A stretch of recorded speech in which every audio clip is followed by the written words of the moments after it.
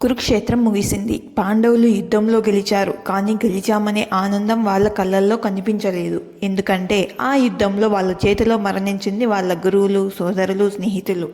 ఈ పాపం నుండి ప్రాయశ్చిత్తం పొందాలనే తపన వాళ్ళని వెంటాడింది. అందుకే శివుడి దర్శనం కోసం ప్రపంచం అంతా వెతకడం ప్రారంభించారు. కానీ శివుడు వాళ్లకు కనిపించకుండా తప్పించుకొని తిరుగుతున్నాడు.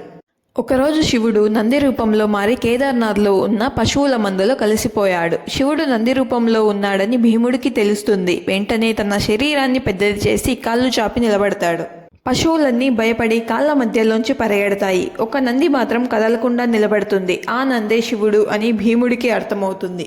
భీముడిని చూసి భూమి లోపలికి వెళ్ళిపోతున్న నంది తోకను గట్టిగా పట్టుకొని లాగుతాడు. తర్వాత నంది మొపురం పట్టుకుంటాడు. నంది భూమి లోపలికి వెళ్ళిపోతుంది, కానీ దాని మొపురం మాత్రం బయట మిగిలిపోతుంది.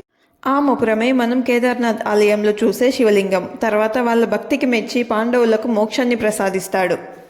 ఈ కేదార్నాథ్ ఆలయాన్ని ఎవరు దర్శించుకున్నా మోక్షం పొందుతారు అని పురాణాల్లో చెప్పబడింది. ఈ ఆలయం గొప్పతనం ఏంటో, ఆ దేవుడి మహిమ ఏంటో 2013లో ప్రపంచం మొత్తం చూసింది. భారీగా వరదలు వచ్చాయి. కేదార్నాథ్లో ఉన్న ఇల్లు, షాప్స్ అన్నీ కొట్టుకుపోయాయి, ఒక ఆలయం తప్ప. ఇది ఎలా సాధ్యమైందంటే వరదలు వచ్చే ముందు ఒక పెద్ద రాయి కొండపై నుంచి వచ్చి ఆలయం వెనుక ఆగింది. తర్వాత వేగంగా వస్తున్న వరద నీరును ఆ రాయి దారి మళ్లించింది. భీముడే ఆ రాయి రూపంలో వచ్చి ఈ క్షేత్రాన్ని కాపాడారని నమ్ముతారు. ఆ రాయిని భీమశిల అని పిలుస్తారు. ఈ వీడియో కనుక మీకు నచ్చినట్లయితే లైక్ చేయండి. అండ్ ఎవరితో కలిసి కేదార్నాథ్ వెళ్ళాలి అనుకుంటున్నారో వాళ్ళతో ఈ వీడియో షేర్ చేయండి.